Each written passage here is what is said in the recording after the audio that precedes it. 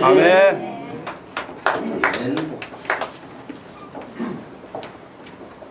성가대는 아무리 숫자가 적어도 반드시 씁니다. 네. 오늘 우리에게 주시는 하나님 말씀은 고린도전서 15장 1절과 2절 말씀입니다. 고린도전서 15장 1절과 2절 말씀입니다.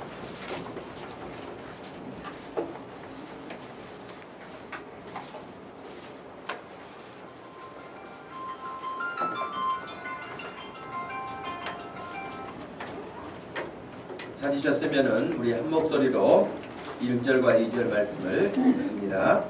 형제들아, 내가 너희에게 전한 복음을 너희에게 알게 하노니 이는 너희가 받은 것이요 또 그 가운데 선 것이라. 너희가 만일 내가 전한 그 말을 굳게 지키고 헛되이 믿지 아니하였으면 그로 말미암아 구원을 받으리라. 아멘. 복음의 원점에 서서라는 제목으로 말씀을 전하겠습니다. 우리는 희망을 가지고 늘 새해를 시작하죠. 2012년만 그랬던 건 아니고 2011년에도 2010년에도 그리고 또 세기가 바뀐다고 해서 2000년이 시작되어지는 때에도 이제 더 이상 1998년 9년 이런 말을 쓰지 않고 2000년으로 바뀌었잖아요. 그럴 때도 사람들이 얼마나 많이 흥분하고 또 기대하고 했는지 모릅니다. 물론 우리 학생들 가운데는 나도 이제 내년만 되면 주민등록증도 나온다 그러면서 자기도 성인이 된다 그런 기대감을 갖는 사람도 있고요. 나도 이제 어린아이가 아니다 뭐 그래서 좋아하는, 나도 빨리 한 살 더 먹었으면 좋겠다 뭐 이런 아이들도 있죠. 그러나 여러분 연세 드신 분들 또 어른이 다 되신 여러분들 빨리 한 살이라도 더 먹었으면 좋겠다 그런 사람은 거의 없을 것입니다. 혹가는 있어요. 있지만은 대부분의 사람은 나이가 한 살 더해갈수록 부담도 되는 건 사실이죠. 그러나 어찌됐든 금년에도 1월이 있었고 그리고 지금 우리가 12월 첫 주잖아요. 세월이 이렇게 가서 마지막 한 달을 남겨놓고 있습니다. 학교에서 공부하는 우리 아이들 공부한다고 1년 내내 아침 일찍이 학교 가가지고 공부하고 늦게까지 또 공부하고 이것도 힘든 일이죠. 부모님들도 직장에 나가는 거 얼마나 힘들어요. 정말 어느 날은 더 깊이 잠자고 싶고 일어나고 싶지 않고 쉬고 싶고 그래도 직장에 나가야 되는. 또 사업하시는 분들도 역시 얼마나 그렇습니다. 정말 나도 큰 빌딩은 아니어도 새 나올 수 있는 빌딩 하나만 있으면은 그냥 출근도 안 하고 뭐 이것저것 신경 안 쓰고 그냥 건물 새 받으면서 살았으면 좋겠다 이런 마음을 가질 만큼 여러분 힘들어요. 열심히 수고하고 애썼는데도 불구하고 그러한 부분들이 결과가 원하는 대로 나오지 않을 때는 더 힘들죠. 저는 또 특별히 우리 여집사님들 같은 경우는 또 직장생활 하시는 분들이 대부분인데 우리는 직장생활도 뭐 나갔다 와서 피곤하지, 또 집에 들어오면 집안대로 할 일이 많지, 자녀들 신경 써야지 뭐 여러 가지로 생각할 때에 결코 쉬운 일 많이 않았던 금년 한 해였을 것입니다. 그런데 이제 우리가 남은 이 한 달간도 주님의 은혜 가운데 잘 마무리하고 또 내년을 준비하는 그런 자세가 없이는 2013년도를 우리에게 하나님이 주신다 할지라도 그 해를 우리가 기쁨으로 그리고 복되게 맞이할 수가 없어요. 그래서 어느 때보다도 사실은 내년 2013년 1월보다도 지금 12월이 더 중요하다고 생각이 돼요. 지금을 어떻게 준비하느냐에 따라서 한 해가 또 달라질 수 있기 때문에 그렇습니다. 특별히 오늘 성찬 주일로 지키면서 분주하게 달려왔던 우리 한 해, 또 열심히 교회를 섬기기도 하고 집안을 섬기기도 하고 직장에서 일하기도 하고 여러 가지로 해왔던 모든 것들을 한번 점검해 보면서 내가 지금 무엇을 위해서 달려왔는지, 그리고 내가 지금 하고 있는 일이 무엇인지 한번 살펴볼 수 있는 그런 아침이 되기를 원합니다. 예수님은 제자들을 선택하셔서 부르셨어요. 그렇죠? 고기 잡던 어부들을 부르셨어요. 세간에서 일하던 사람들도 부르셨어요. 그래서 여러 사람들을 부르셔서 예수님이 자기를 따라오라고 하셨어요. 그래서 예수님의 제자가 된 거 아닙니까? 우리들도 그렇게 다 불렀잖아요. 불렀기 때문에 왔어요. 왔는데 예수님은 그렇게 제자들을 데리시고 3년을 다니셨거든요. 3년을 다니셨는데 뭐 학교 하나 차리셔가지고 예수님이 거기서 강의하고 끝나고 나가서 이제 쉬시고 그러시지 않았고 계속 순회하시면서 여기저기 돌아다니시면서 또 안식일이면 회당에 들어가셔서 하나님의 말씀을 가르치셨고 또 예수님에게는 수없이 많은 사람들이 구름대처럼 이렇게 몰려다녔잖아요. 그래 몰려다녔을 때에 기적을 행하시고 병자를 고치시고 정말 귀신 들린 그런 인생을 자유하게 하시고 심지어는 죽어서 사람들이 절망하고 있는 상황에서 죽은 자를 살려내시기까지 하는 이런 엄청난 일을 예수님이 하셨어요. 예수님의 소문은 점점점 많은 사람들에게 알려졌고 예수님을 따르는 사람들도 많아졌죠. 그런데 예수님은 계속해서 그 일만 하시지 않고 중간중간에 물어보셨어요. 그 많은 사람들이 나를 따라다니고 그 많은 사람들이 내가 하는 말을 듣고 내가 하는 일을 보고 내가 하는 일을 그들이 치유받기도 하고 경험하기도 하고 체험하는 이런 일을 통해서 사람들이 나를 누구라고 하느냐라고 물으시는 거예요. 그리고 더 본격적인 질문은 내가 너희를 불러서 3년간 데리고 다니고 있는데 너희들은 나를 누구라고 생각하느냐라고 물으셨어요. 이건 굉장히 중요한 질문이고 또 거기에 대답도 중요합니다. 예수님은 무조건 일만 하신 게 아니라 중간중간 점검하셨어요. 우리 역시 마찬가지예요. 열심히 살지만은 내가 무엇을 위해서 지금 살고 있는지 어디를 향해서 가고 있는지에 대해서 점검해야 돼요. 그런 의미에서 오늘 설교 제목을 복음의 원점에 서서 다시 한번 우리를 살피자라고 하는 것입니다. 오늘 우리는 사도 바울이 고린도 교회 성도들에게 보낸 편지를 통해서 하나님께서 어떤 말씀을 하셨는지 주의 깊게 살펴보고 특별히 우리가 믿는 복음, 가지고 있는 복음, 예수 그리스도 그분에 대한 우리의 믿음은 지금 어떤 형편에 놓여 있는지 어떤 색깔을 띠고 있는지도 살펴보아야 할 것입니다.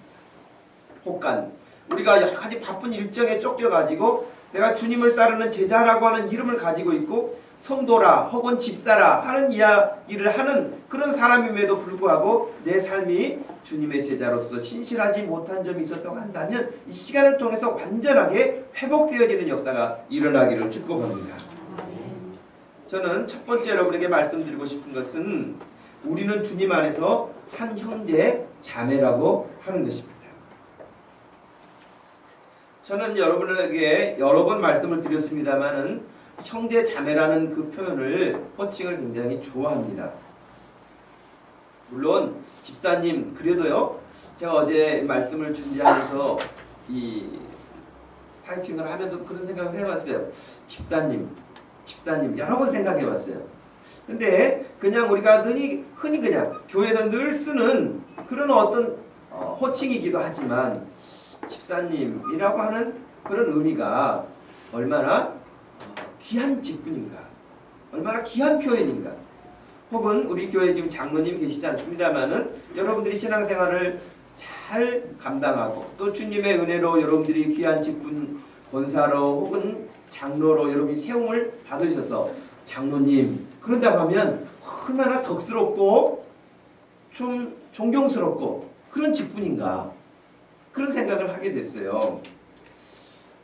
여기 계신 여러분들 하나님 앞에 훌륭한 직분자들 되기를 축복합니다.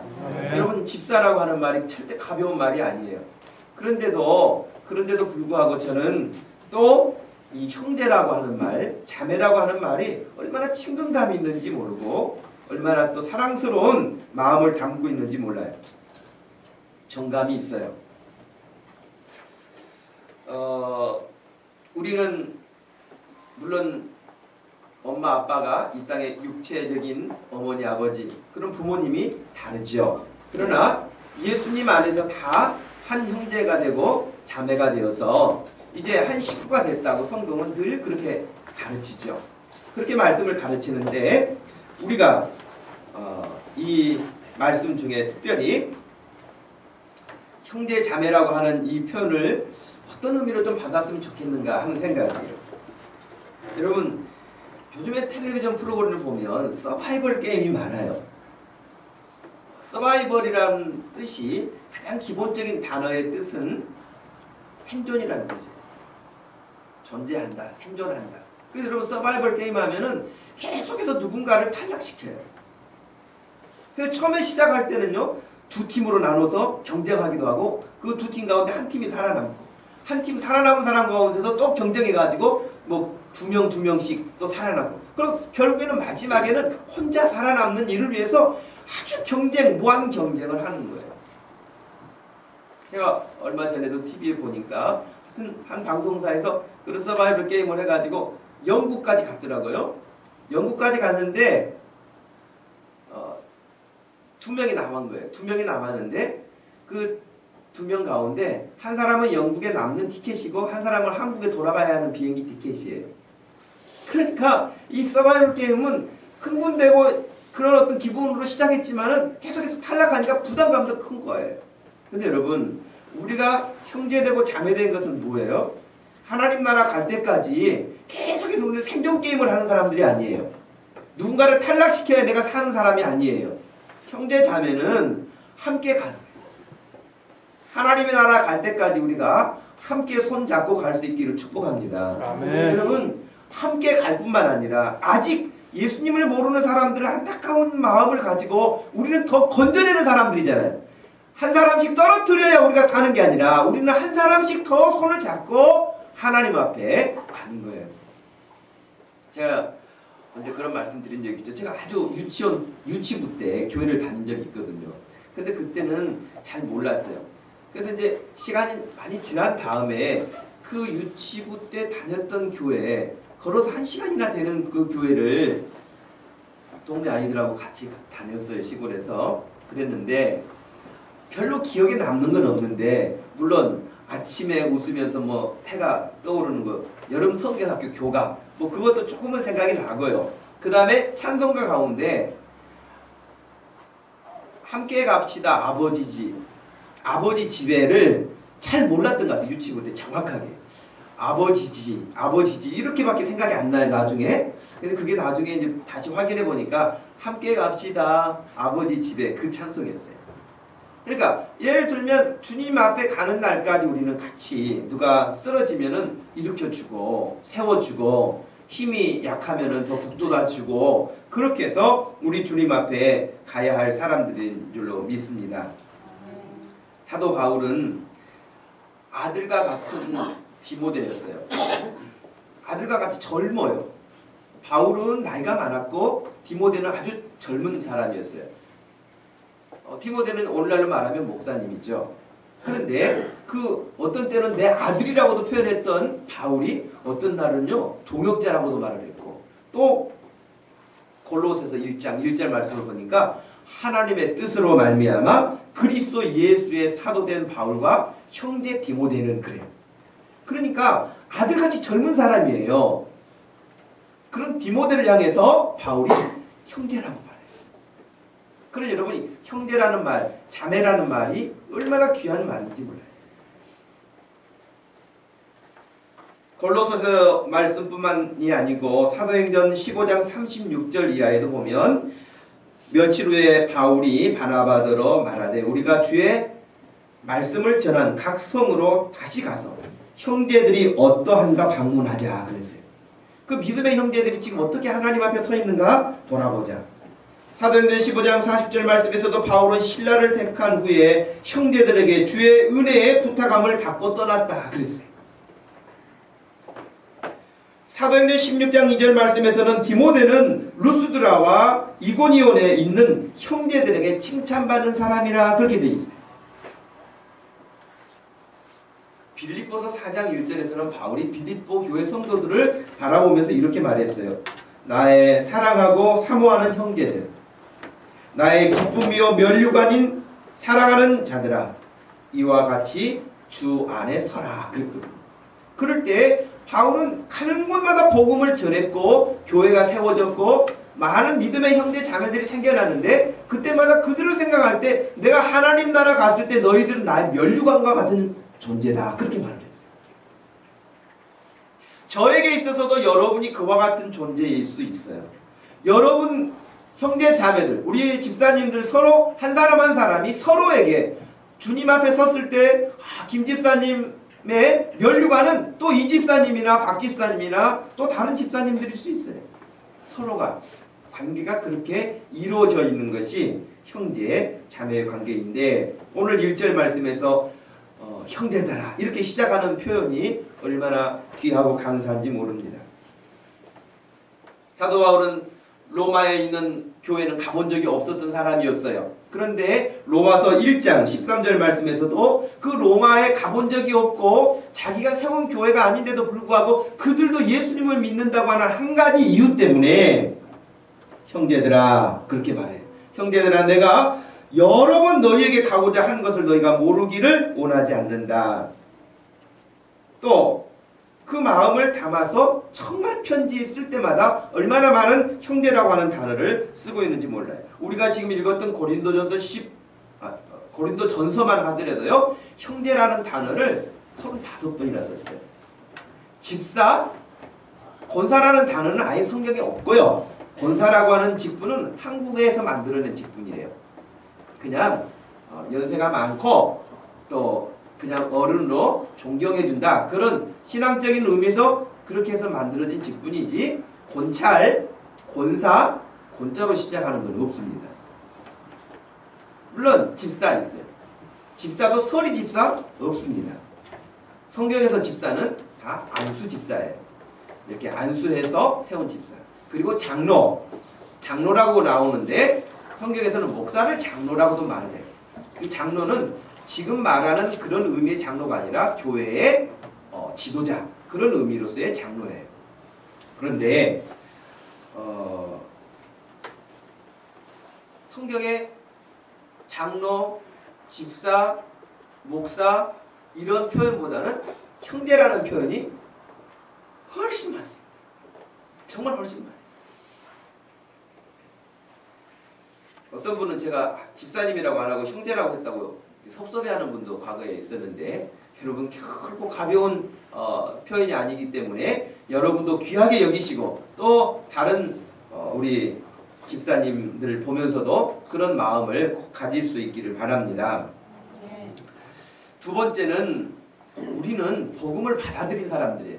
예수님 안에서 형제 자매가 된 사람들이고, 그 이면에는 우리는 예수 그리스도의 복음을 받은 사람이라고 그렇게 되어 있습니다. 1절 말씀을 다시 보면, 형제들아 내가 너희에게 전한 복음을 너희에게 알게 하노니 이는 너희가 받은 것이요 또 그 가운데 선 것이라 그랬어요. 복음을 받은 것이라 그랬어요. 복음을. 고린도 교회는 사도 바울이 전도 여행을 떠나서 복음 전하고 예수님을 전하고 그렇게 해서 예수님을 믿게 된 사람들이 생겨났고, 그래서 생긴 교회예요. 그러니까 처음부터 사도 바울이 말씀을 가르친 교회입니다. 사도행전 18장 1절에 보면은 그 후에 바울이 아덴을 떠나 고린도에 이르렀어요. 그 9절 말씀에 밤에 주께서 환상 가운데 바울에게 말씀하시되 두려워하지 말며 침묵하지 말고 말하라. 내가 너와 함께 있음에 어떤 사람도 너를 대적하여 해롭게 할 자가 없을 것이니 이는 이 성 중에 내 백성이 많음이라 하시니라. 이 말씀대로 이 서울 도시에 이 양천구 안에도 하나님의 백성이 지금도 많습니다. 구원받아야 될 사람들이 많습니다. 그래서 우리에게 하나님은 바울에게 말씀하셨던 것처럼 입을 다물어 침묵하지 말고 말을 하라고 우리에게 명령하십니다. 여러분, 그러기 때문에 여러분을 중심으로 해서 직장에서 학교에서 만나는 모든 사람과의 관계 속에서 늘 예수 그리스도를 증언할 수 있고 증거할 수 있는 사람들 되기를 축복합니다. 우리를 그 일 때문에 부르신 거예요. 그래서 예수님께서 직접 바울에게 막 그렇게 핍박하고 힘들게 하고 정말 고통스럽게 하고 막 이러니까 얼마나 바울도 힘들겠어요.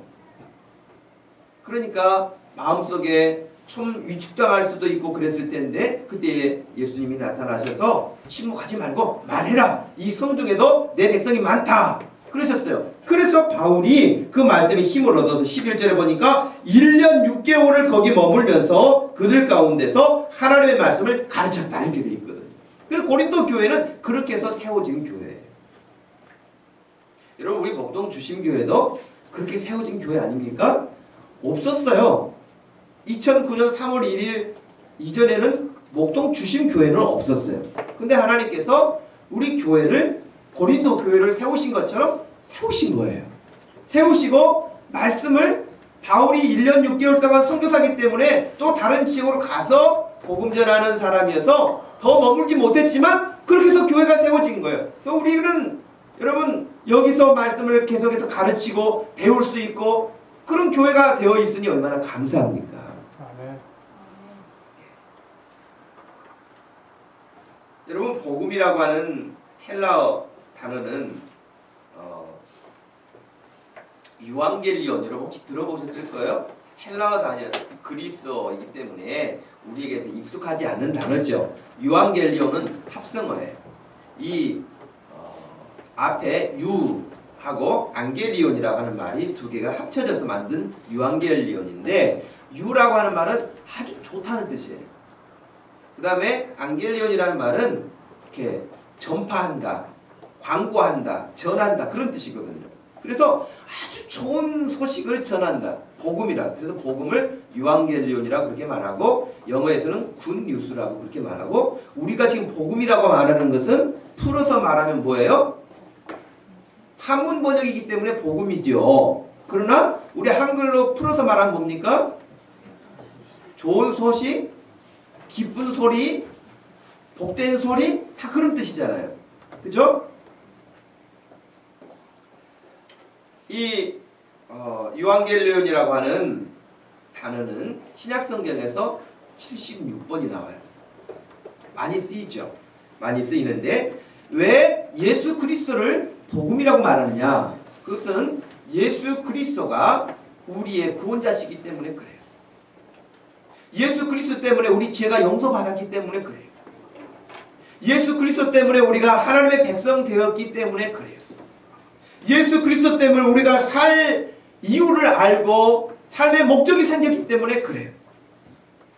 우리가 멸망받지 않고 영원한 생명을 얻을 수 있었기 때문에 예수님을 구원주로, 예수님을 복음으로, 예수님을 기쁜 소리로 듣게 되어진 것입니다. 여러분, 사도 바울이 복음을 전하던 그때는요, 로마가 지배하던 시대예요. 로마가 지배하던 시대였는데 그 사람들은 예수님을 아주 천하게 여겼어요. 그리고 그 당시에 사람들이 가지고 있는 사상, 철학, 이것은 헬라 철학을 아주 이렇게 높이 평가하고 어떤 그런 철학적인 사상, 정신적인 세계, 정말 우리가 오늘날로 보면 말도 되지 않는 어떤 그런 이론들을 가지고 그것을 아주 사모하고 그것을 가지고 있는 것을 높은 지식의 수준에 있는 것처럼 착각하며 살았어요. 예수 믿는 것은 아주 부끄러운 일로 여기고 드러내지 못했던 시대였습니다.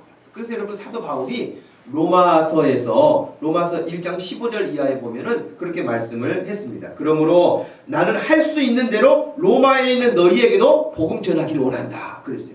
그러면서 그 유명한 16절 말씀이 있어요. 내가 복음을 부끄러워하지 아니한다. 그랬어요.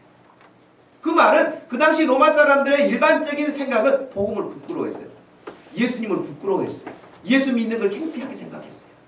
근데 바울은 내가 복음 너희에게 복음 전하기를 원하는데 나는 복음을 부끄러워하지 않는다.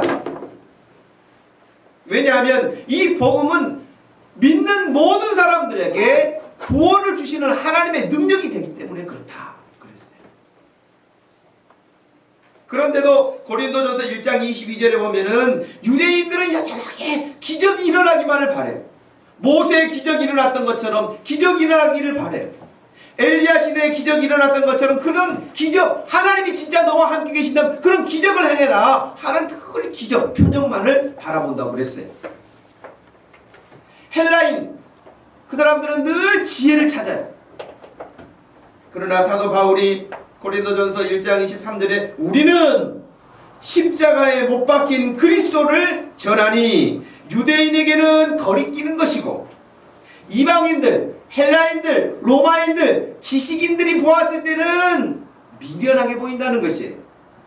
그러나 24절 오직 부르심을 받은 자들에게는 유대인이나 헬라인이나 그리스도는 하나님의 능력이요 하나님의 지혜니라 그러셨습니다.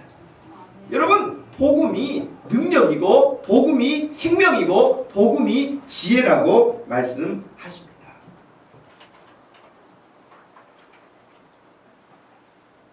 그런데 여러분, 우리나라에서도 지금도 예수 믿는 걸 굉장히 부끄러워하고 또 예수 믿는 것을 그렇게 좋게 말하지 않은 사람들도 많이 있죠. 여러분 잘 알고 있는 지성에서 영성으로라고 하는 책을 쓴 이어령 씨. 이어령 씨는 우리나라의 정말 아주 대표적인 지성인이라고 그렇게 알려져 있죠. 그리고 여러분 그가 쓴 수없이 많은 글들을 보면 도대체 어디에서 저런 지식이 다 축적돼 있을까? 여러분 그런 생각 들지 않으세요? 여러분도 한번 책 한 권 써보세요. 뭘 써야 될까? 한 장 쓰고 난 다음에 뭘 써야 될까? 아마 그럴 공산이 커요. 그런데 그냥 자기 느낌의 수필을 쓰는 것이 아니라 수많은 책을 읽었던 지식들이 축적돼 가지고 그냥 누에에 실 뽑아내듯이 얼마나 많은 글들을 뽑아내는지, 얼마나 많은 지식이 있는 사람인지. 그래서 이 사람은 전혀 예수님 믿는 거 옳지 않았고 예수 믿는 것을 그냥 어떤 종교의 한 부분으로 인정을 했을지 몰랐지만은 하나님에 대해서는 전혀 눈이 닫혀 있었던 사람입니다. 그런데 그 사람이 여러분 2007년도에 세례를 받았어요. 2007년도에 세례를 받고 자기 마음에 정말 참으로 진실로 예수님을 구주로 영접해 드렸습니다. 그리고 그가 쓴 지성에서 영성으로라고 하는 책 서론에 보면 그런 글이 나와요. 요즘 나는 70평생 동안, 지금은 거의 80이 다 되셨더라고요, 그분이. 그래서 70평생 동안 한 번도 하지 않던 일들을 하고 삽니다. 세례를 받은 것과 시집을 낸 것이 그것을 점잖게 사람들은 알츠하이머라고 부르는데 아주 속되게 표현하면 자기에게 망령났다 그런다는 거예요. 그래서인지 사람들은 나를 만나기만 하면 꼭 그에 대해 질문을 합니다. 어쩌다 예수를 믿게 되었냐고. 아니 당신 같은 분이 또 장관도 지냈던 분 아닙니까? 어떻게 하다가 예수를 믿게 됐습니까? 운 없는 날 흔히 하는 것처럼 어찌 거기 가가지고 그런 일을 만났습니까? 그런 것처럼 어떻게 하다가 예수를 믿게 됐어요? 그러면서 예수 믿는 것을 폄하하는 그런 사람들을 자꾸 만난다는 거예요. 예수님을 이웃집 강아지 이름 부르듯이 하는 안티크리스찬들은 경멸조로 묻고 까미의 경우처럼 신없는 순교자를 자처하는 예술가들은 배신자를 대하듯 질책하는 투로 자기에게 말을 합니다. 다른 종교를 믿고 있는 사람들은 아쉬운 표정으로 금시 혀라도 찰듯이 혹은 한숨을 쉴 것처럼 낮은 목소리로 질문합니다. 어쩌다가 예수 믿었습니까? 심지어 어떤 친구는 예수쟁이 됐다면서 라고 만나면 그렇게 말해요. 자네 예수쟁이 됐다며? 이러면서 폄하합니다.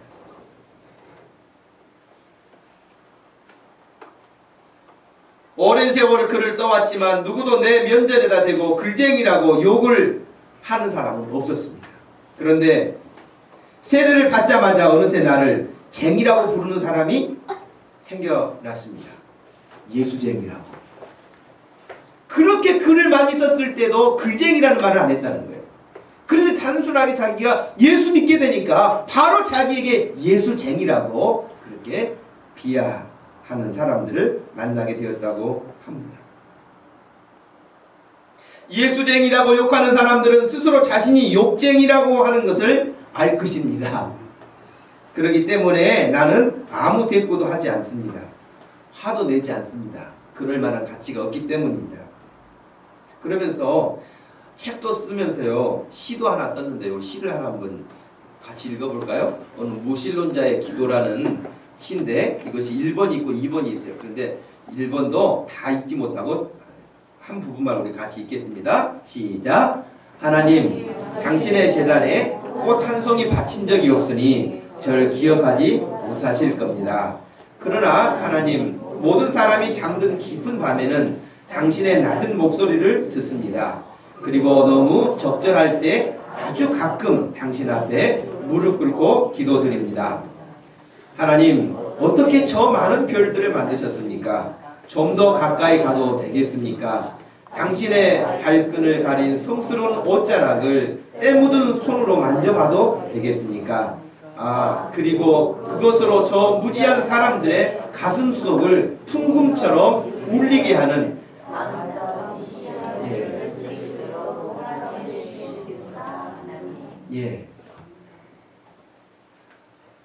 하나님 앞에 자기가 기도를 하면서 이런 시를 썼어요.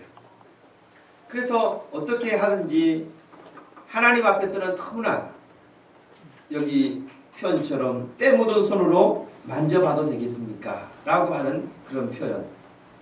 그리고 저 무지한 사람들의 가슴속을 풍금처럼 울리게 하는 아름다운 시 한 줄을 쓸 수 있겠습니까? 라고 그렇게 기도하고 있습니다. 예수님 당시에 많이 사람들이 따라다니기는 했지만 예수님 다 무시했습니다. 필요할 때만 예수님이었지 정말 예수님을 존경하고 예수님을 위해서 생명 걸고 같이 한 사람들은 없었습니다. 여러분, 예수님 당시만 그러셨습니까? 예수님 이후에도 계속해서 교회는요, 세상에서 환영받지 못합니다. 지금 한국에서, 우리나라에서 교회가 뭐 빛이 아니고 소금의 맛을 잃어서 막 욕을 먹고 그런다. 그래서 뭐 교회를 많이 안 다닌다. 뭐 이런 이야기도 많이 하지만 저는 그렇게 생각만은 안 해요. 그런 요소들도 있지만 본래부터 세상은요, 교회 좋아하지 않아요. 교회 좋아합니까? 좋아하지 않습니다. 옛날에 우리나라가 개화될 때에 정말 교회가 성부대 역할을 한 거 아닙니까? 나라가 어려웠을 때도 나라를 구하는 일에 있어서도 앞장섰고 교육하는 일이나 사회나 문화 모든 분야에 있어서 교육을 선도해가는 그런 것이 교회의 역할로 살아왔습니다. 그러나 여러분, 그렇다고 해서 그때 다 교회를 좋아한 줄 아세요? 그때도 여러분 얼마나 교회 많이 핍박했습니까? 지금도 마찬가지고 그때도 마찬가지고 앞으로도 교회는 핍박할 것입니다. 교회를 핍박한다는 것은 예수님을 핍박한다는 것이고 예수님을 핍박한다는 것은 예수님 믿는 사람들도 동일하게 핍박한다는 것이에요. 그러니 여러분, 세상 사람들이 우리를 천사 같아요 이런 말 해줄 거라고 기대하지 마세요. 그렇지 않습니다. 여러분, 지금 우리나라 안에서도 가난하고 어려운 시설들을 돌아보고 봉사하고 섬기는 것이 100이라고 한다면요, 70%를 우리 기독교가 합니다. 천주교 우리하고 비교 안 됩니다. 불교 우리하고 비교 안 됩니다. 우리는 진짜 일 많이 하고요, 욕도 제일 많이 해요. 우리가 일 안 해서 그러는 게 아니에요. 선한 일을 안 해서 그러는 게 아니에요. 원래 세상은요, 교회를 욕합니다. 그러니 여러분들이 예수 잘 믿고 믿음으로 살려고 하는데 옆에서 누군가가 이렇게 핀잔을 주고 졸업하고, 그거 여러분 어색하게 생각하지 마시고 너무 자연스럽다고 생각하셔요.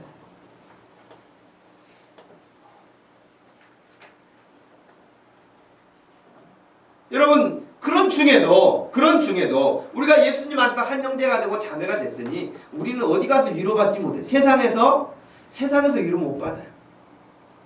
세상 친구들 만나서 여러분 이야기하면은 술잔 기울이면서 무슨 이야기를 합니까? 수다 떨면서 무슨 이야기를 합니까? 그러나 교회에 와서 예수님 안에서 한 형제가 되고 자매가 된 우리들이 함께 모여서 주님 앞에 믿음으로 살 때에 서로가 위로가 되고 격려가 되고 소망이 생기고 새 힘을 얻고 함께 하나님 앞에 가게 될 줄로 믿습니다. 여러분 그런 의미에서 세상이 우리를 향해서 어떻게 말하든지 간에 당당할 수 있기를 바라요. 자신감 있기를 바라요. 하나님의 사람으로서 하나님께 은혜받고 하나님께 사랑받고 사는 사람으로서 우리가 세상 앞에 그렇게 위축당할 이유가 없습니다. 우리에게는 예수 그리스도가 함께 계시기 때문에 그렇습니다. 바울이 고린도 교회 성도들에게 말하면서 내가 너에게 예수님을 전해 주었는데 너희들이 예수님을 받지 않았느냐, 믿지 않았느냐 그거예요. 우리들도 예수님을 다 그렇게 믿는 사람이에요. 마지막 세 번째, 우리는 그렇게 예수님을 믿게 되었지만 그 믿음이 흐트러지거나 약해지지 않도록 복음을 굳게 지켜야 한다고 가르칩니다. 여러분 다시 1절과 2절 말씀을 한번 소리내서 읽어보겠습니다. 형제들아 내가 너희에게 전한 복음을 너희에게 알게 하노니 너희가 받은 것이요 그 가운데 선 것이라. 너희가 만일 내가 전한 그 말을 굳게 지키고 헛되이 믿지 아니하였으면 그로 말미암아 구원을 받으리라. 거기 보면 여러분 2절 말씀에 뭐라고 말씀하셨어요? 내가 전한 그 말을 어떻게? 굳게 지키고 헛되이 믿지 아니하였으면 그로 말미암아 구원을 받으리라 그랬어요. 굳게 지키라고 말씀하셨어요. 여러분 복음이라고 하면 사람들이 아까 유앙겔리온이라 그래서 그냥 좋은 소식이라 그러면 다른 거 다 없어요. 그냥 무조건 자기 듣기 좋은 이야기로만 생각하는 경우들이 있어요. 그래서 오늘날 교회도 정말 복음을 전하는 게 아니라 사람들이 좋아하는 소리를 말하는 거예요. 그거 틀린 겁니다, 여러분. 분명히 다른 거예요. 복음이라는 것과 사람들이 기대하고 있는 좋은 소식을 전하는 것은 틀린 거예요.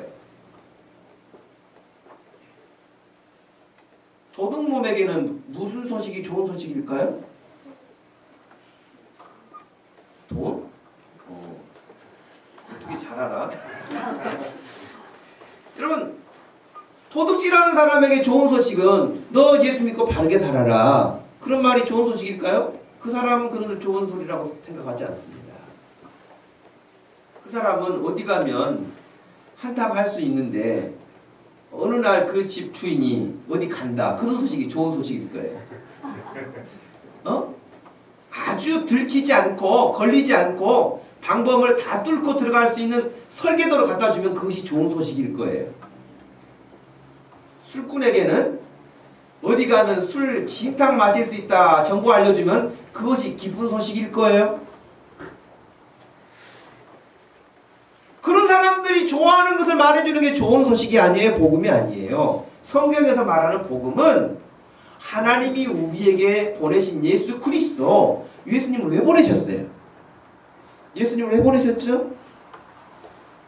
예수님을 보내시지 않으면 안 될 만큼 우리가 그런 상태에 있었다는 사실을 먼저 알아야 되는데 이건 싹 빼고 그냥 우리 듣기 좋은 소리만 하는 것, 그건 복음이 아닙니다.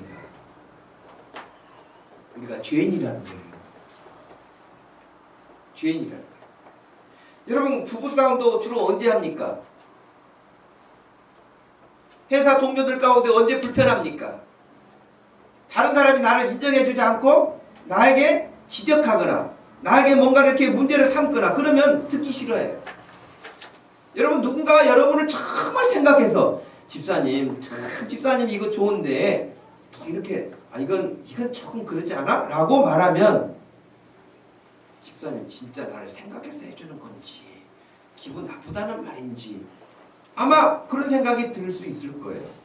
근데 그것을 지난주도 이야기를 했는데 이번 주에 또 이야기하면은 기분이 아주 더 꿀꿀해지려고 그래요.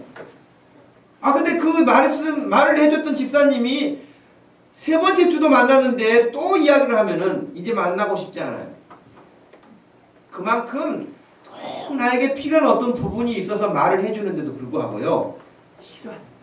그런데 여러분에게 하물며 죄인이라 그러면 누가 좋아합니까? 그렇죠. 제가 죽을 놈이 있죠. 그런 사람 별로 없습니다. 근데 복음은, 바울이 전했던 복음은 너희들이 죄인이다. 하나님을 떠났다. 하나님 앞에 큰 죄인이고 너 그렇게 살다가 너의 마지막 길은 멸망밖에는 기다리는 것이 없다. 그러니 예수 믿어야 된다. 예수 그리스도가 너 때문에 십자가에서 대신 죽으셨다. 하나님은 너에게 더 이상 죄를 묻지 않고 예수님이 다 죄값을 치르셨기 때문에 너는 생명을 얻게 됐다.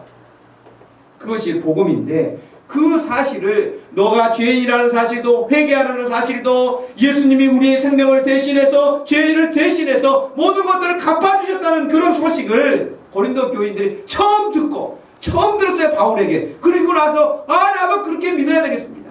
그 예수님 나도 믿어야 되겠습니다 라고 받아들였다는 거예요.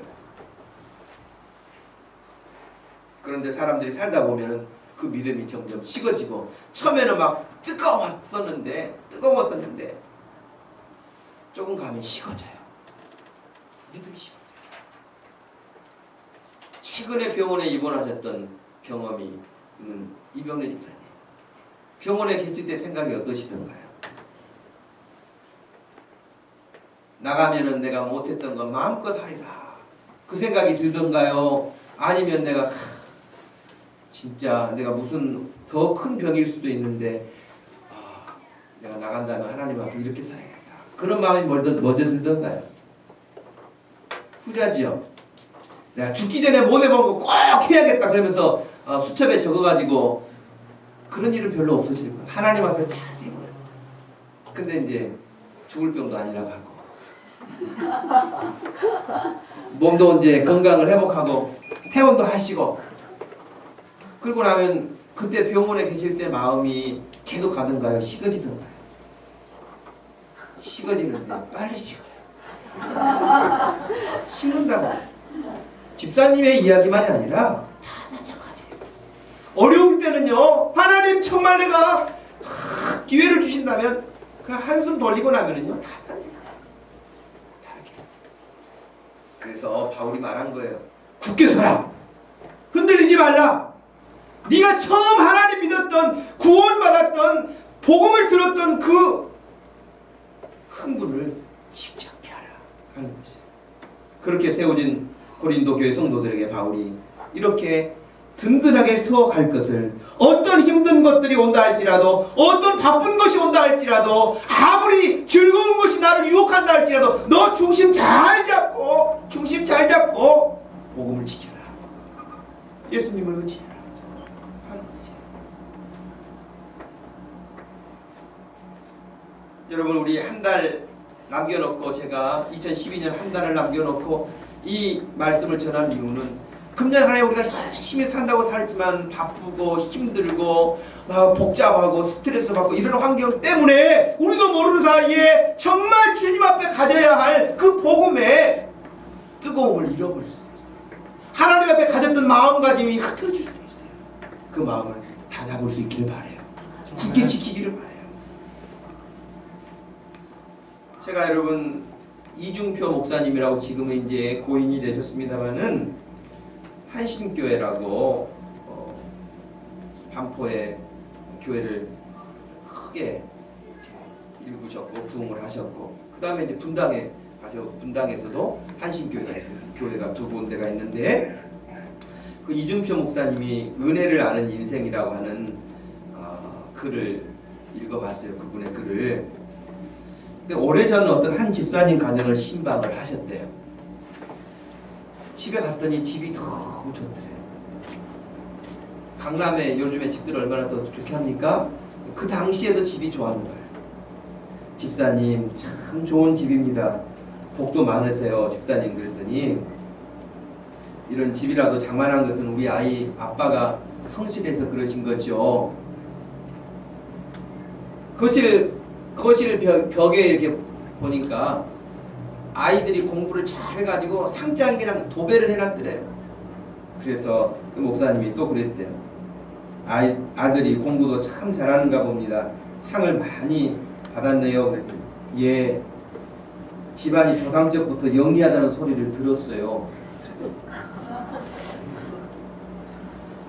근데 그 집사님이 또 얼굴까지 예뻐요. S라인이고. 그래서 그 목사님이 집도 좋지, 아들도 공부 잘하지, 그리고 집사님까지 또 아주 미모를 가지고 있지. 그래서 그 집사님의 외모를 또 칭찬했다 그래요. 남편도 잘 만났지, 아들도 잘났지, 거기다 집사님은 인물도 고우시니 큰 복을 받았네요. 그랬더니 우리 엄마가 고와서 물려받은 거예요. 아무리 여러 가지 말을 해도 집사님으로서 해야 할 이야기를 안 하더라는 거예요. 예배가 끝나고 다과상을 이렇게 차려가지고 왔는데 목사님이 하나도 손을 대지 않고 그냥 앉아 계셨대요. 그 집사님은 눈치를 못 채고 목사님 드세요 막 이렇게 이야기를 했는데 그 목사님이 이렇게 말씀하셨다 그럽니다. 집사님, 목사가 은혜를 먹고 마시는 것이지 그냥 다과를 먹고 마시는 게 아닙니다. 그랬대요. 그러면서 가만히 있었더니 그 집사님이 그래도 눈치가 빨랐는가 봐요. 무엇이 잘못되는지를 그때 안 거예요. 그러면서 막 안절부절 하는 그 집사님에게 목사님이 다시 말씀을 하셨답니다. 집사님, 제가 다시 한번 물어볼 테니 말씀을 하십시오. 참 좋은 집에 이사 오셨네요, 집사님. 아, 하나님의 은혜지요. 아들이 공부도 참 잘하네요. 하나님의 은혜지요. 집사님 어찌 그렇게 예쁘게 생기셨어요. 하나님의 은혜지요. 그리고 나서 이제 목사님이 기도하고 다과를 드셨다 그래요. 여러분, 내 잘나서가 아니에요. 하나님의 은혜인 줄 아시기를 바랍니다. 아멘. 하나님의 은혜. 그러면서 그 목사님이 그 세미나 때마다 하신 간증이 하나 있는데, 오래 목회를 해도 목회자들에게 잊을 수 없는 그 성도들이 있어요. 물론 다 기억에 남지만 누군가는 한참 설명해야 그 집사님 이런 사람 있는가 하면 말 안 해도 기억이 나는 사람이 있단 말이에요. 그런데 이 이준표 목사님에게는 결코 잊을 수 없는 한 분이 계셨다 그럽니다. 시골에서 목회를 하실 때였는데 고등부를 학생부를 다니던 여학생이 고난주간 토요일, 고난주간이 있는 주간에 이제 다가오는 주일이 부활주일이잖아요. 근데 고난주간인데 그 여학생 하나가 목사님을 찾아와서 봉투를 하나 내밀더라는 거예요. 그게 이게 무슨 일인가 봤더니 거기에 봉투에 헌금을 넣어가지고 가지고 왔어요. 그 학생인데 이게 무슨 돈이니? 그리고 어디서 났니? 그렇게 물었더니 가정 형편도 어렵고 여유롭지 않은 그 집안에서 이 아이가 돈 봉투를 헌금에 담아가지고 왔으니 목사님은 깜짝 놀랐던 거예요. 그랬더니 아주 어렵게 이렇게 이야기를 했습니다. 목사님, 제가 시내 도립병원에 갔다 왔어요. 무슨 말이냐 그랬더니 가서 피를 팔았어요. 그러더라고요. 여러분 요즘에는 그러지 않습니다만 옛날에는 진짜 피도 팔았어요. 병원에 가서 헌혈을 하는 것처럼. 왜 그래? 너 무슨 일을 했냐 그랬더니 예수님은 나를 위해서 십자가에서 피를 흘리셨다는데 나는 예수님을 위해서 아무것도 한 것이 없어서 제가 할 수 있는 것은 그래도 제 피를 팔아서라도 주님 앞에 드릴 수 있다면 제가 드리고 싶어서 좀 그랬어요. 이 이야기를 했다. 여학생이 예수님을 알아냈죠. 그냥 교회 다니는 애가 아니고 예수님을 아는 애죠. 근데 이 학생이 나중에 커서 서울로 올라와가지고 목사님이 목회하셨는데 한 번 또 왔대요. 이 여학생이. 이제 여학생이 아니라 컸죠. 성인이 됐죠. 신학을 공부하는 학생이 되는데 목사님이 목회한다는 소식을 듣고 또 교회를 개척하셨다는 이야기를 듣고 자기 집 살던 전셋집을 빼가지고 자기가 월세로 내려가고 목사님은 시골에서도 제게 은혜를 주셨던 분인데 목사님이 더 크게 목회하시라고 그렇게 했던 학생이 됐다. 그래서 한신교회가 그렇게 해서 세워지게 됐다고 목사님이 간증하는 분 가운데 한 분이에요. 이분이. 저는 이 글을 읽으면서 그 학생 때 어찌 예수님에 대한 생각을 그렇게 품을 수 있었을까? 여러분, 교회를 헛다닌 게 아니에요. 설교를 헛들은 게 아니에요. 진짜 예수님에 대해서 들은 거예요. 그래서 자기가 할 수 없기 때문에 자기가 할 수 있는 일이 뭔가를 찾아서 했던 그 여학생의 신앙 고백을 들으면서 여러분, 우리가 주님의 은혜를 안다 그러잖아요. 진짜 주님의 은혜를 안다면 우리가 어떻게 해야 되겠어요?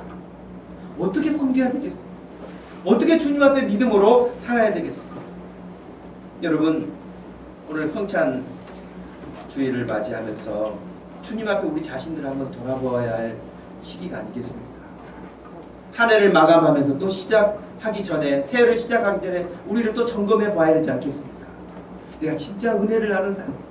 나를 위해서 진짜 예수님이 십자가에서 죽으셨는데 그분 앞에 나는 너무나 모든 것들이 당연하듯이 예수님은 죽으시고 나는 살고 너무 당연한 것처럼 그렇게 받아들이고 사는 것은 아닌지 생각해서 우리가 다시 나를 살리시기 위해서 십자가에서 자기 몸을 찢기셨던 그 예수님을 잊지 않고 기억하고 굳게 서서 우리의 남은 인생이 주님 앞에서 더 헌신하고 복된 삶으로 쓰임받을 수 있기를 주님의 이름으로 축복합니다. 여러분, 같이 한번 기도하실 때에 오늘 말씀 따라서 또 성찬식을 앞에 두고 우리 자신을 돌아보면서 회개해야 될 것이 있다면 회개하고 주님을 더 사랑해야 될 마음이 있다면 더 사랑을 고백하면서 성찬식을 준비하는 마음으로 여러분 같이 함께 기도하겠습니다. 하나님 아버지, 고맙고 감사합니다. 이 시간 저희들에게 귀한 시간을 주신 하나님, 말씀을 전하고 또 말씀을 듣습니다. 하나님, 2000년 전에 사도 바울이 고린도 교회 성도들에게 보냈던 편지입니다. 그들은 헬라 사상, 공부 많이 하는 것, 세상의 철학, 이런 지식을 많이 습득하는 것이 똑똑한 것인 줄 알고 인생을 잘 사는 것인 줄 알고 사람들 앞에 자랑하며 살았지만 예수 그리스도의 복음을 듣고 그들이 자기의 죄 때문에 예수님이 십자가에서 죽으심을 알고 인정하고 받아들이고 예수님을 믿게 되어 그리스도인이 되어지고 예수 안에서 한 형제가 되어지고 자매가 되어졌던 것을 오늘 보았습니다. 우리들도 그렇게 불러주셨고 함께 하나님을 섬기는 가족이 되게 해주셨사오니 천국에 갈 때까지 서로 믿음으로 사랑하고 격려하고 세워줄 수 있는 교회가 되게 해주시고 그런 믿음들이 되게 하여 주옵소서. 하나님 아버지, 그리 함에도 불구하고 주님 앞에 온전하게 헌신하지 못하고 흐트러졌던 것이 있다고 한다면 이 시간을 통하여서 다시 한번 우리의 마음을 다잡게 해주시고 우리 그리스도의 은혜를 회복할 수 있도록 하시고 금년 남은 시간도 다가오는 새해도 우리의 남은 인생도 하나님 앞에 온전하게 헌신할 수 있는 믿음들이 되게만 하여 주시옵소서. 하나님, 고맙고 감사합니다. 늘 저희들에게 예배할 수 있는 좋은 환경을 허락하시고 하나님을 향하여 예배할 수 있도록 하신 하나님, 오늘 말씀 중에 우리가 들었던 모든 말씀들이 마음판에 새겨지게 하시고 우리가 헛되이 듣지 않게 해주시고 마음에 새길 수 있도록 해주셔서 정말 무럭무럭 믿음이 자라고 우리의 헌신이 자라고 우리가 주님 닮아갈 수 있는 삶이 되게만 하여 주시옵소서. 하나님 아버지, 성찬식을 앞에 두고 우리 자신들을 다시 돌아봅니다. 주님은 우리를 위해서 자기의 몸을 내어놓으시고 찢기셨지만은 우리는 그 사실들을 어느 한순간에 망각하고 또 그것을 잊어버리고 가볍게 여기고 살아오지는 않았습니까? 하나님, 우리들을 불쌍히 여겨주시고 우리의 그 결단력 약한 것들을 긍휼히 여겨주셔서 세임 주시고 능력 주시고 권세 주셔서 이 시간 다시 새롭게 태어날 수 있는, 결단할 수 있는 시간 되게 하여 주옵소서. 예수님의 이름으로 기도하옵나이다. 아멘. 534장을 찬양드리겠습니다.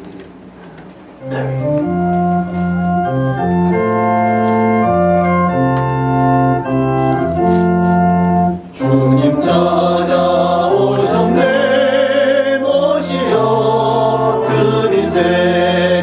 가시관을 쓰셨네. 모시어 드리세. 우리 죄를 속하려 십자가를 지셨네.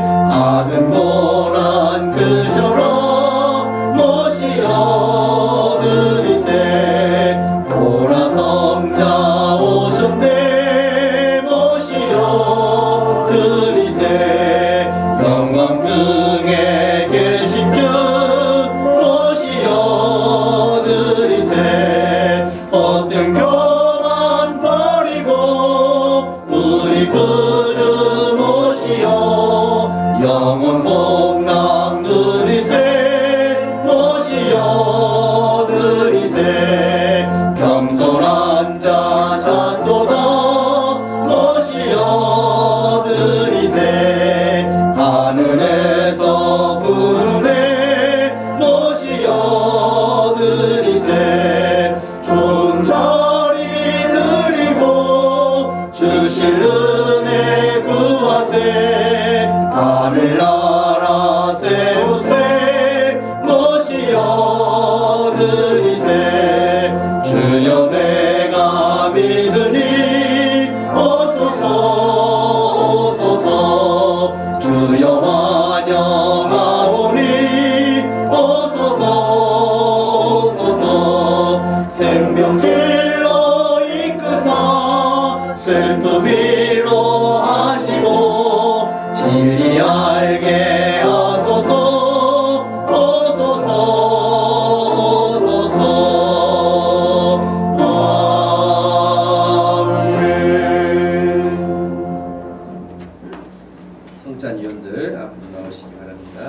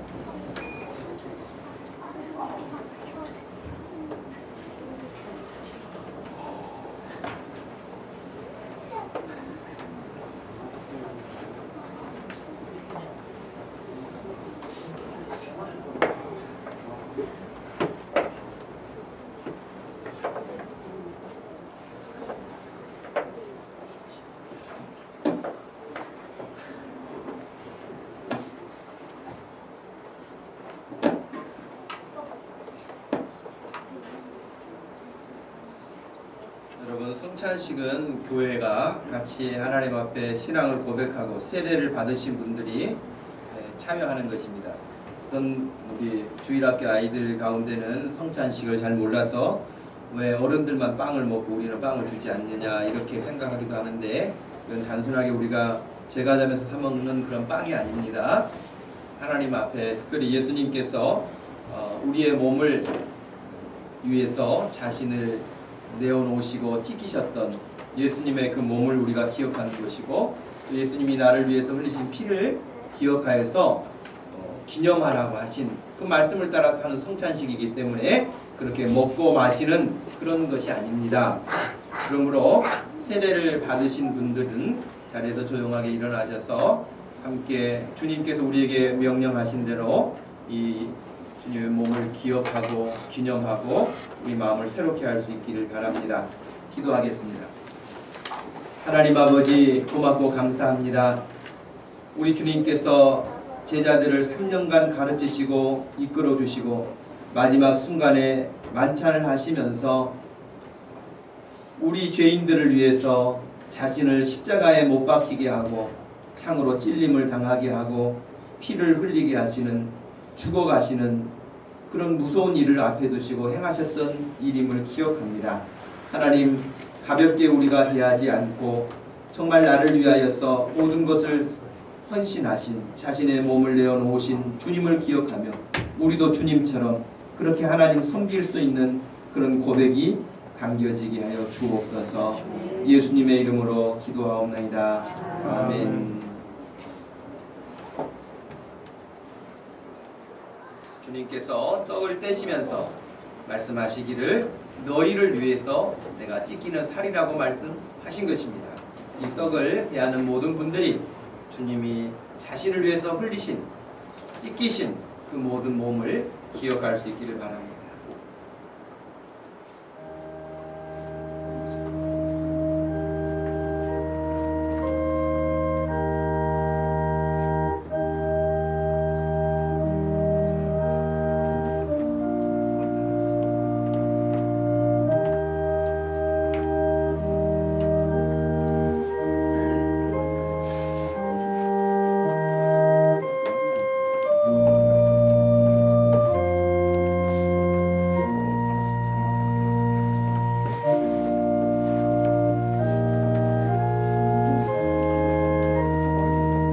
주께서 잡히시던 밤이었습니다. 우리 주님은 사랑하는 제자들과 같이 마지막 유월절 식사를 하셨습니다. 그때 떡을 들어 축사하시면서 그리고 그 떡을 떼시면서 말씀하십니다. 이것은 너희를 위하여 상하고 찢기는 내 몸이다. 받아라. 그리고 먹으라고 말씀하셨습니다. 우리 주님이 명령하시기를 이 떡을 먹는 자마다 영원히 죽지 않고 주님과 함께 살리라고 하신 그 약속을 기억합니다. 이 시간 함께 주님 앞에 성찬에 참여하는 모든 성도들이 이와 같은 주님의 은혜로 평생을 승리할 수 있기를 소원합니다.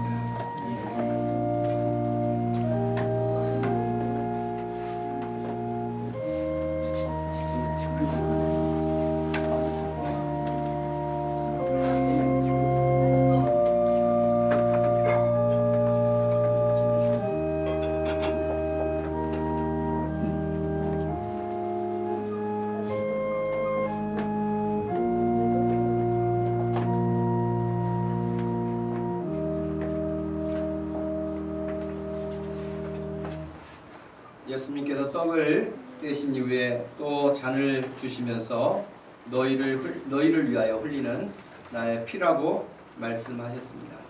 우리는 이 성찬식을 통하여서 또 이 잔을 대할 때마다 나를 위해서 피 흘려 죽으신 예수 그리스도를 생각하고 또 우리를 위하여 부활하신 예수 그리스도를 생각하기 원합니다.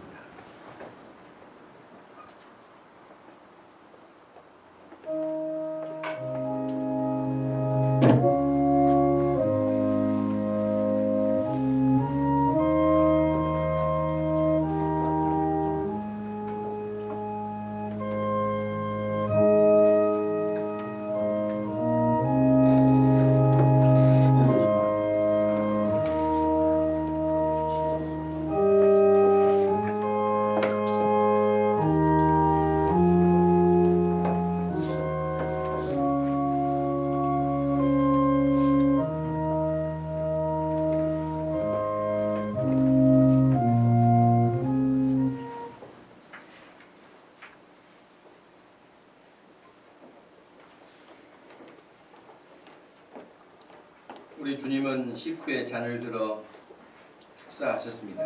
그리고 그 잔을 사랑하는 제자들에게 주시면서 말씀하십니다. 이것은 너희를 위하여 흘리는 내 피다. 너희와 내 사이에 맺어진 새 언약의 피라고 말씀하셨습니다.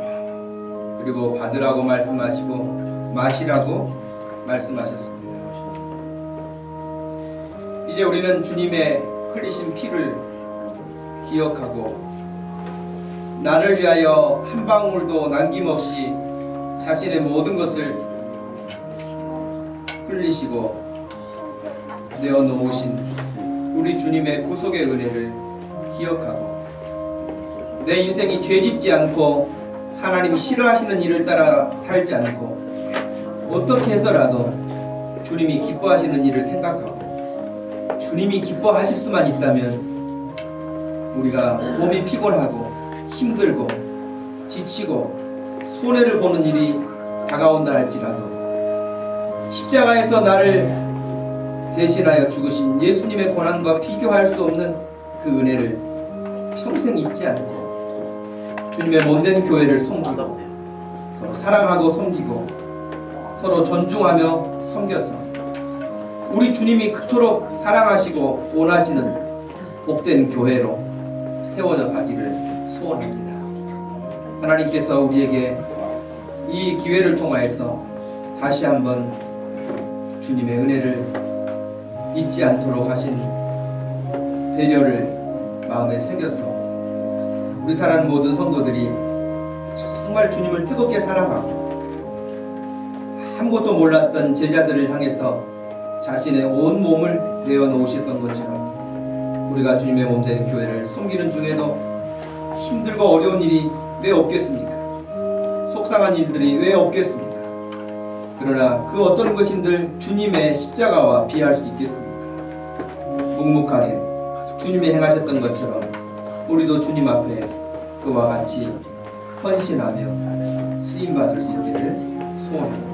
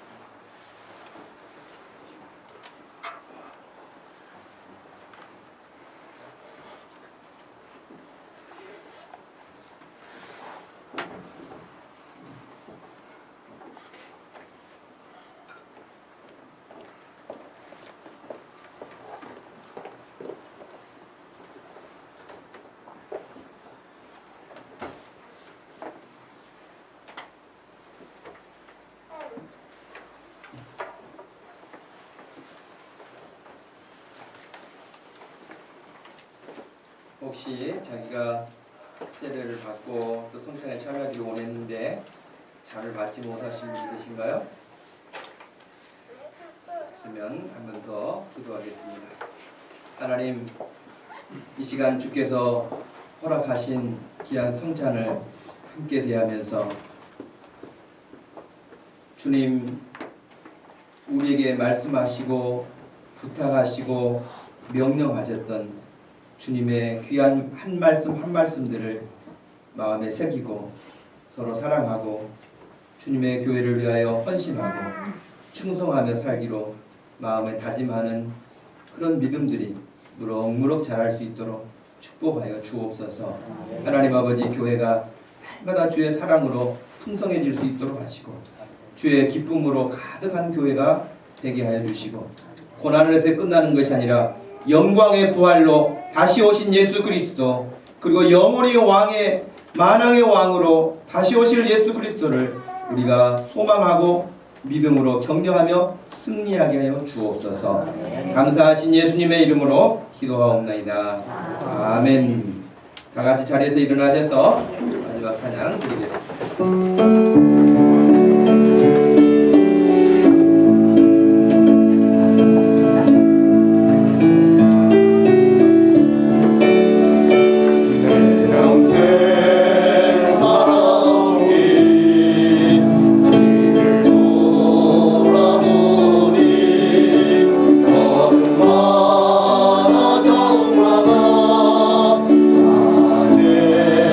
뿐이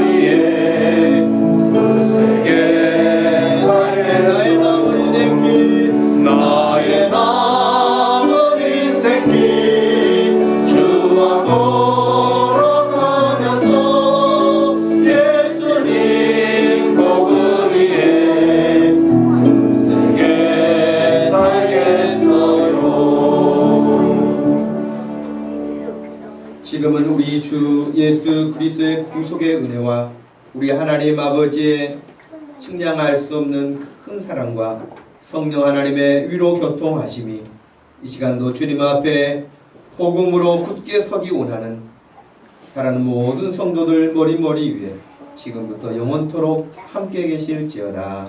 아멘.